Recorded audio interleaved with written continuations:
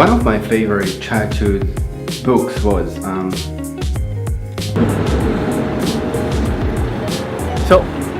one of my favorite book as a child was The Little Prince. It's a sweet, short story. I loved it, read it a couple of times. Then I forgot about it. Then when I was 17, I got a gift from a dear friend of mine, high school friend of mine. It was a quote from The Little Prince about taming the fox. It was so sweet and moving. I cried actually. And then I read the book that night, and the day after, then I forgot about it. And I met up with this high school friend, I don't know, a week ago, and she told about this movie, this remake of The Little Prince. It's a sweet movie, it's an animation, but it's for grown-ups. It's cute and cruel and teaches you a lot about forgetting. Forgetting what? Forget what? So many things. Like how to be a child, how to wander around the world and into the world. We are lost being so busy and doing all the tasks and maximizing our productivity. I'm like that, trust me. But can't we have both, like being productive but keeping our inner child? This week is something new for me. I will be reviewing the Little Prince animation movie and adding my 2 cents to it. So let's dig in. Making plans are great, and not just for making any plan, but there are something more to it. What I mean by this is that let's say you are organizing a trip. The trip itself will be amazing, but what comes before, the excitement, the planning, the deciding what to do, is actually as good as the trip. And when you are there and actually you are living whatever you are doing there, it feels even better. And of course there are times when things go south.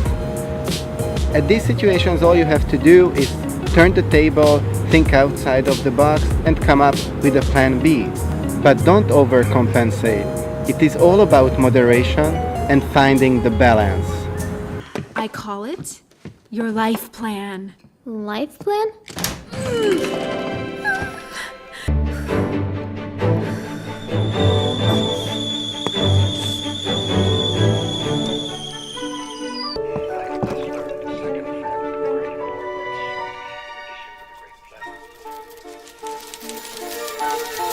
Speaking of imagination, I think one of the reasons that we forget is that we lose our imagination. To put it in a more grown-up way, it's the ability to connect two seemingly unrelated objects together and change the ordinary. When it comes to startups, it means thinking outside of the box. If you please, draw me a sheep. And the second one, not to his liking either. I want a sheep that will live for a long time. So I drew this. The sheep you asked for is inside. That is exactly the way I wanted it. This is what I do all the time.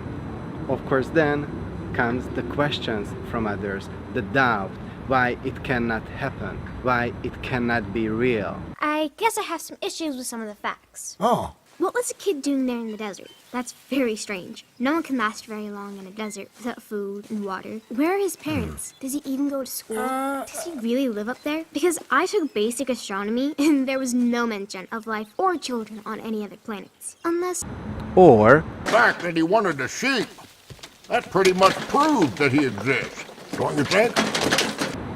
now is the time to distort reality, to not to act like a grown-up, and have a strong belief system to support it. Because we grow up for what? To be scared? To not to try new things? To be stuck in routines that lead to what? Slow death? Good morning. In matters of consequence today, figures were managed, counted, and recorded. Record-breaking numbers have been written down on pieces of paper, taken to the bank, placed in drawers, and locked with a key. Dare to try things. There you go. Try that one on the left there. I'm scared. Just reach. Reach for it. I got it! There you go. You got it. Even if you fail, it doesn't matter how many times you fall. What matters is that you get up one more time. Because at the end, what good is it for? For any kind of acceptance by people who we don't even care about? For obtaining wealth or popularity, or just simply hedonism? But what good does that do you? Well, it does me the good of making me rich. This is your life, and I'm the only one taking any responsibility for it. That's your version of my life, not mine. I read this article from Mark Manson. It's called The 4 Stages of Life. It's an amazing read, but the key message is that we have to accept what stage our life is in and act accordingly. But it doesn't mean that we have to forget our childhood, forget where we came from. It's just the opposite. We have to leverage and use all the experiences that we gained to be fully in that very moment. As Mark puts it, the key message is acceptance. We have to realize that we cannot do everything. We are not capable to be good at all the stuff that we want to do. We have to realize what matters the most and focus on that and only that. To be totally honest with myself, I'm not even sure if I know what matters to me the most. I did this exercise with Warren Buffett's advice. It's basically about listing all the things you love to do, the top 25 things, and then choose the 5 that matters the most. It's like an 80-20 analysis, and I have an article. It's in the description if you want to try it. I highly recommend it. So without further ado, this is my top 5. So my top 5 is number 1, give talks, presentation. I just love it, be in the moment, and it's very close, it's a mutual one. Be with my loved ones. Spend all the experiences together. Number 3, numero 3, is discover. Discover new things, new places, things in myself that it's worth exploring. 4, help other people in the field of my interest as I can. And last but not least, 5, eat well and gastronomy. Almost all of it is around people, relationships, connections that we have to build and work on, then they become unique. I cannot play with you. I'm not tamed. To you, I'm nothing more than a fox like 100,000 foxes. But if you tame me, then we shall need each other. To me, you will be unique in all the world. And to you, I should be unique in all the world. Another key lesson for me from the movie is that we have to make space for the unessential. I made a friend. No. Maybe...